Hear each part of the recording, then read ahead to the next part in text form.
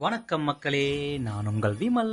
Take it easy, make it easy. இன்னைக்கு first audio எதை பத்தி பேசலாம், என்ன பேசலாம்? சிம்பிள், ரொம்ப பெருசா யோசிக்காம நம்ம எல்லாத்துக்கும் காமனா, எல்லாத்துக்கும் பிடிச்ச விஷயம் பேசலாம் அப்படின்னு நினைச்சேன். என்ன விஷயம் அது? பணம். Money is always ultimate. பணம் எல்லாரோட லைஃப்லயும் ரொம்ப முக்கியமான ஒரு சப்ஜெக்ட். நம்ம பணத்தை சம்பாதிக்கிறதுக்கு எவ்வளோ கஷ்டப்படுறோம் அப்படின்னு எல்லாத்துக்கும் தெரியும்.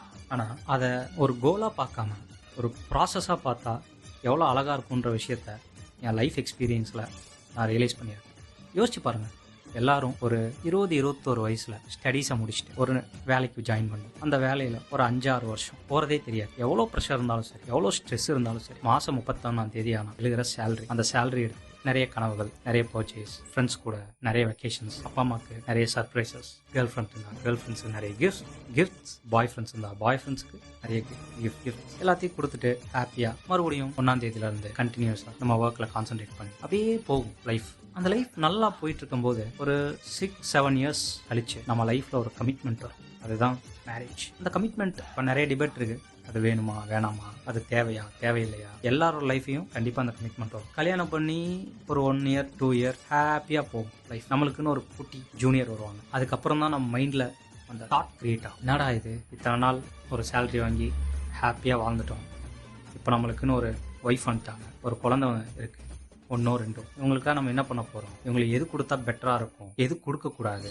இது எல்லா விஷயத்தையும் யோசிக்கும்போது மறுபடியும் நம்ம படிக்கும்போது, நம்ம பப்ளிக் ப்ரிப்பேர் ஆகும்போது என்ன ஸ்ட்ரெஸ் இருக்குமோ அதே ஸ்ட்ரெஸ். சிலர் என்ன யோசிப்பாங்க, ஜாப் மட்டும் பத்தாது, ஒரு பேசிவ் இன்கம் வேணும். சிலர் வேணாம், ஜாபை ஃபிட் பண்ணிட்டு பிஸ்னஸ் ஸ்டார்ட் பண்ணலாம், பிஸ்னஸில் தான் க்ரோத் இருக்கும். சிலர் வேலையும் செஞ்சுட்டு அவங்க அப்பா அம்மாவுக்கு பேக்ரவுண்டில் ஏதாவது பிஸ்னஸ் இருக்கும், பிஸ்னஸையும் பார்த்துட்டு இல்லை கம்ப்ளீட்டாக பிஸ்னஸ்ல இன்வால்வ் ஆகிட்டு. பட் எல்லாருமே ஒரு பாயிண்ட்ல தேடி போகிற விஷயம், ஒரு வயசுக்கு மேலே தேவை, தனக்காக இல்லாட்டியும் தன்னை சார்ந்தவங்களுக்காக தேவைன்னு நினைக்கிற விஷயம் பணம். பணம் சம்பாதிக்கிறது ஈஸியாக கஷ்டமா, இதுதான் மேட்டர், இதுதான் பாயிண்ட். பணம் சம்பாதிக்கிறது ஈஸியா கஷ்டமான்றதுக்கு முன்னாடி நம்ம எதை நோக்கி நம்ம லைஃப்ல ஓடுறோம், நம்மளுக்கு என்ன தேவை என்ன தேவையில்லை, நம்ம யாரு அப்படின்னு நம்மளுக்குள்ளேயே ஒரு அனலைசிஸ் பண்ணணும். ரியலிஸ்டிக்கா பார்த்தோம்னா நம்மளும் இல்லை, பொதுவாக எல்லா மக்களும் தேடி போய் அடையணும்னு நினைக்கிற கோல் பணம். ஆனா ஒரு 100ல் 10 பேர் தான் பணம் முக்கியம் தான், பட் பணத்துக்காக நான் எல்லாத்தையும் செய்ய மாட்டேன், நான் போகிறேன் கோலை தேடி போகிறேன், என்னோட பேஷனை தேடி போகிறேன் அப்படின்னு சொல்லி அவங்க கனவுகளுக்கு பின்னாடி போக ஆரம்பிச்சு. அப்படி போகிறவங்களுக்கு என்ன நடக்கும்? இனிஷியலாக அவங்களுக்கு நிறைய பெரிய பேக்கேஜ் இருக்காது, ஒரு கம்ஃபர்டான லைஃப் இருக்காது. பட் ஒரு கட்டத்தில்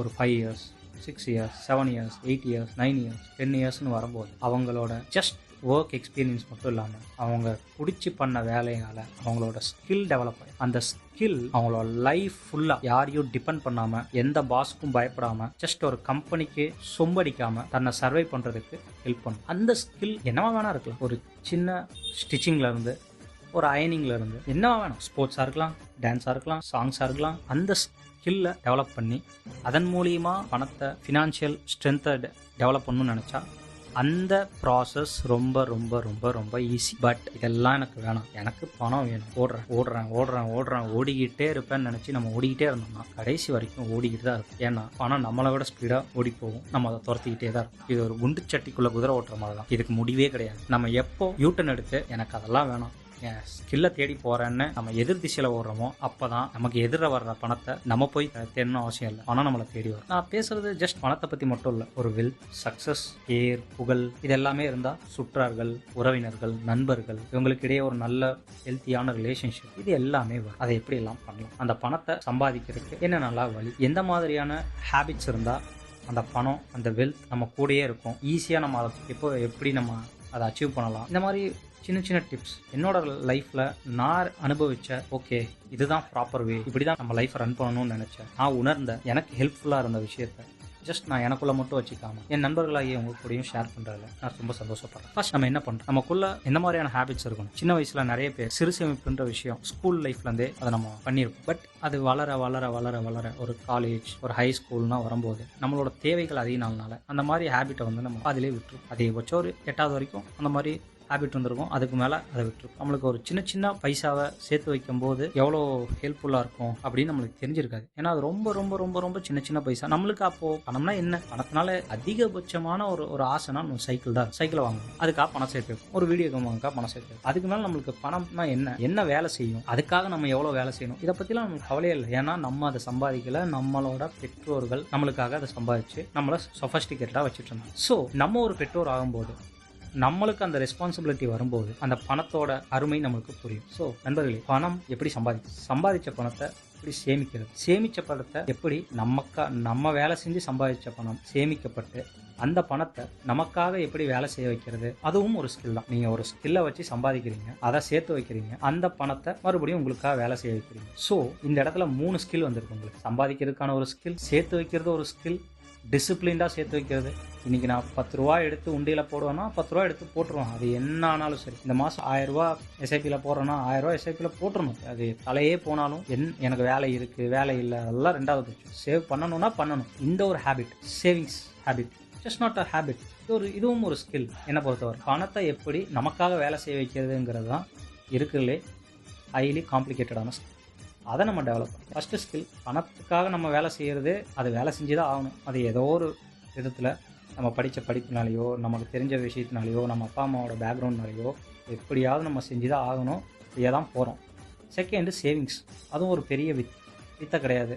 ஒரு டிசிப்ளின் இருந்துச்சுன்னா அதை பண்ணிடலாம். பட் பணத்தை எப்படி நமக்காக வேலை செய்ய வைக்கிறது, இது ரொம்ப காம்ப்ளிகேட்டட். இதை கற்றுக்கணும்னா ஜஸ்ட் லைக் தட்னா கற்றுக்க முடியும். அதுக்கு நம்மளோட டைமை இன்வெஸ்ட் பண்ணணும். நிறைய ஸ்டடீஸ், நிறைய லேர்ன் பண்ணணும். முதல்ல நம்மளுக்கு என்ன பண்ண போகிறோம், பணத்தை வச்சு எந்தெந்த விதமான இன்வெஸ்ட்மெண்ட்ஸ் எல்லாம் பண்ண போகிறோம், அது மூலியமாக எவ்வளோ ரிட்டர்ன்ஸ் நமக்கு வரும். இந்த ரிட்டர்ன்ஸ் எவ்ரி இயர் நம்ம இன்வெஸ்ட்மெண்ட்லேருந்து வர ரிட்டர்ன்ஸ் இன்ஃப்ளேஷனை பீட் பண்ணுமா? பீட் பண்ணால் மட்டும் போதாது, அதை எவ்ரி இயர் காம்பவுண்ட் ஆகும். அதோட காம்பவுண்டிங் வேல்யூ எவ்வளோ இருக்கும், இது எல்லாத்தையும் தாண்டி இன்வெஸ்ட்மெண்ட் சேஃபாக இருக்குமா? ஸோ வர்ற ரிட்டர்ன்ஸுக்கு டேக்ஸ் அப்ளிகபிள், எல்லாத்தையும் தாண்டி அக்சசபிள். நம்ம எக்ஸாம்பிள் ஒரு ரியல் எஸ்டேட்டில் இன்வெஸ்ட் பண்ணிட்டோம். ரியல் எஸ்டேட்டில் இன்வெஸ்ட் பண்ணால் ஒரு லேண்டை நம்ம வாங்குறோம். அந்த லேண்டுக்கு நம்ம பையர் வாங்கிட்டோம். திரும்ப நம்ம ஒரு நல்ல விலைக்கு சேல் பண்ணோம்னா அந்த இடத்துல செல்லர் இருக்கணும். செல்லர் இருப்பாங்களா? ஏன்னா ரியல் எஸ்டேட்டுங்கிறது அவ்வளோ ஈஸியான விஷயம் கிடையாது. ஒரு நல்ல இடத்துல ஒரு ஹார்ட் ஆஃப் த சிட்டியில் லேண்ட் வாங்கணும்னா லேக்ஸில் கூட இல்லை, க்ரோட்ஸில் தேவைப்படும். ஸோ வேறு என்ன மாதிரி இன்வெஸ்ட் பண்ணலாம்? கோல்டில் இன்வெஸ்ட் பண்ணலாமா? கோல்டில் இன்வெஸ்ட் பண்ணால் சேஃப்டி இருக்குமா? கோல்டில் இன்வெஸ்ட் பண்ணி அதை வச்சு பிளட்ஜ் பண்ணி லோன் எடுக்கலாமா? லோனை வச்சு திரும்ப இன்வெஸ்ட் பண்ணலாமா? இந்த மாதிரி ஐடியாஸ் நிறைய கொட்டி கிடக்கு. நம்ம அதில் கான்சன்ட்ரேட் பண்ணி அதில் இருக்கிற ப்ளஸ் ஆர் மைனஸை ஸ்டடி பண்ணி நம்ம கரெக்டாக ஸ்டெப் எடுத்து வச்சு இன்வெஸ்ட் பண்ணோம்னா பணத்துக்காக நம்ம வேலை செய்யறதா கஷ்டம். பணத்தை நம்மளுக்காக வேலை செய்ய வைக்கிறது ரொம்ப ரொம்ப ரொம்ப சுலபமான விஷயம் தான்.